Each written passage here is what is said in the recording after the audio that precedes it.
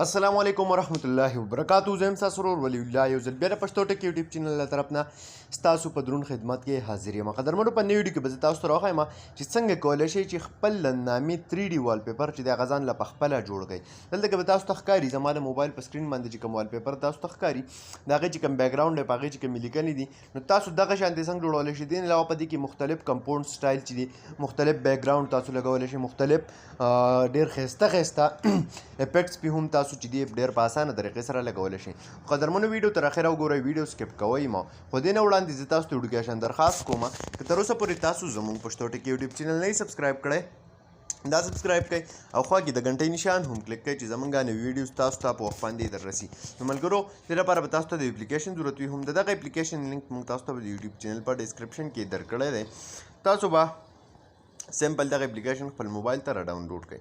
کله چې دا اپلیکیشن تاسو خپل موبایل ته را ډاونلوډ کړئ نو تاسو ته به داسې شان یو انټرفیس راشي. تاسو له تیار ټیمپلیټس چې دي راکړي دي تاسو پې خپل نوم ډایرکټ هم دغه شانتې چې دی لیکلی شئ. مثال په طور کم یو ستاسو خوښ وي نو به تاسو سلیکټ کړئ ډاونلوډ آپشن باندې به کلیک وکړئ. اوس چې پې تاسو خپل نوم لیکئ نو دلته کې تاسو له ټیکسټ آپشن راکړی دی دا وګورئ تاسو که په هره ژبه کې پې لیکئ نو مثال په طور زه په انګلیش کې لیکم نو دا به زه د دې ځای نه ما ټیکسټ وکړو. اوس د دې ځای نه دا مختلف کمپاونډ سټایل چې دي مطلب د لیکلو کوم اندازونه چې دي دا وګورئ تاسو لوی شی تاسو له راکړي دي چې په کم لیکلو کم سټایل ستاسو خوښ وي د لیکنې نو هغه تاسو به سمپل د دې ځای نه څه کوئ سلیکټ کړئ. ټیک ده. ورپسې چې کله سلیکټ کړئ دلته کې تاسو له یو آپشن راکړی دی افلای نو تاسو به څه وکئ هم په دغه افلای باندې به تاسو کلیک وکړئ. ټیک ده. کله چې تاسو په دغه افلای کلیک وکړئ نو ستاسو دغه نوم چې دی دا تیار شو. ټیک ده. د دې ځای نه ستاسو نوم چې دی هغه به اوس دلته کې ولګي دا وګورئ ستاسو نوم راغی دلته کې. ټیک ده.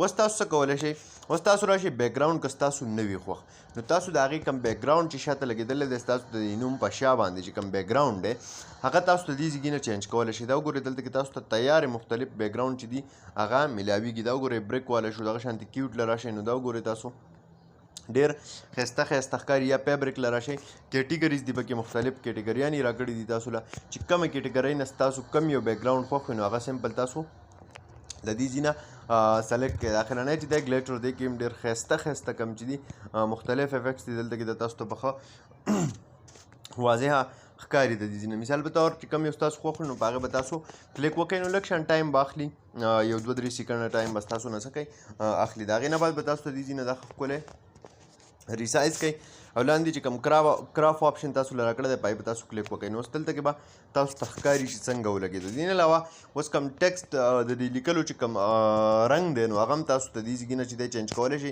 چې چینج کړئ نو سیټ از وال پیپر یو آپشن تاسو لاکو سمپل په هغې تاسو کلیک وکړئ نو دا به ستاسو د موبایل چې کوم وال پیپر دی په هغې باندې به دغه شانتې کوم لایو وال پیپر چې دی هغه به تاسو سره ستاسو په موبایل په سکرین باندې ولګي نو چې څوک یې هم وویني ستاسو د نوم وال پیپر نو یقینا هغه به ډېر زیات متاثره شي. دا وګورئ تاسو ته به شاته زما په موبایل باندې ښکاري.